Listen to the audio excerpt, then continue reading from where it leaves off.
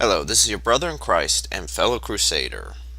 This week's topic: alcohol, beer, and wine in the Bible. Is it a sin? Let's dive into the word and find out.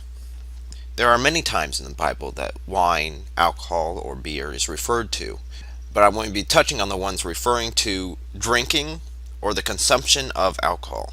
We start in Genesis chapter 14, verse 18. Then Melchizedek, king of Salem, brought out bread and wine. He was priest of God Most High. Okay, let's go ahead and continue with Genesis 27, verse 25. Then he said, "My son, bring me some game to eat, so that I may give you my blessing." Jacob brought it to him, and he ate. And he brought him some wine, and he drank. This is Isaac, Abraham's son, that is here in Genesis drinking wine. And it is not considered a mark against him. It's considered something of an everyday activity. So we have two references here to godly men drinking wine and it not being considered a sin against them. Let's go ahead and continue with Deuteronomy chapter 14, verse 26.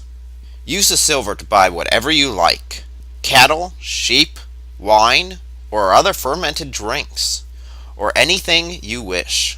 Then you and your household shall eat in the presence of the Lord your God, and rejoice. This one is particularly interesting. That's why I picked it. So we don't only have the consumption of alcohol here, or wine, or other fermented drinks. It doesn't really specify. It can be anything you want.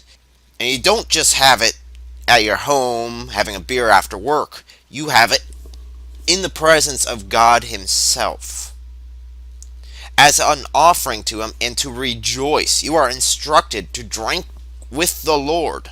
This refers back to God wanting to be part of your life, part of your everyday activities. I mean, really, can you think of that? Jesus sitting down having a beer with you. That would be very interesting. Enough with the Old Testament. Let's go ahead and continue to the New Testament with John chapter 2, verse 1 and 3. On the third day, a wedding took place at Cana in Galilee. Jesus' mother was there. When the wine was gone, Jesus' mother said to him, "There is no more wine." I'm not going to go into the whole story, but this is where Jesus turns water into wine. That is, chronologically, the first miracle that He performs. So we have Jesus and Mary at this wedding. Now, I know Mary is not sustaining from wine at this wedding, because she noticed when the wine was gone. And one of the main ways of doing that is by drinking it yourself. We got a pretty good idea that Mary, mother of Jesus, was drinking wine at this wedding. And obviously that was not considered a sin against her. Let's continue on to Ephesians 5, verse 18. Do not become drunk on wine that leads to debauchery. Instead, be filled with the Spirit.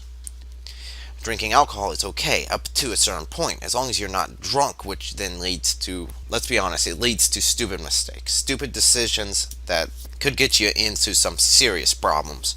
Let's go ahead and continue to our last verse we're going to cover, which is Romans 14, verse 21.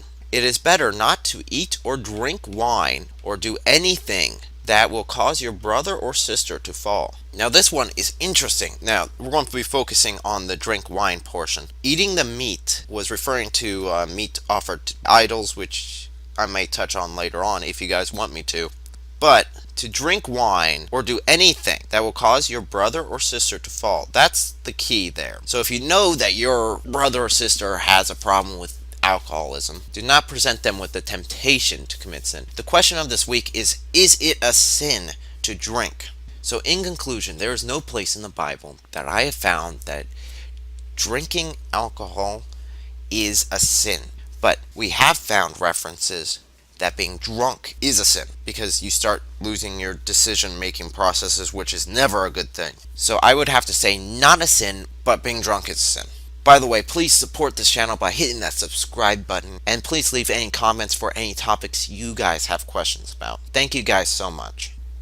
May the Lord guide you in all that you do. May the Lord bless everything you put your hands to, and may He make your way easier.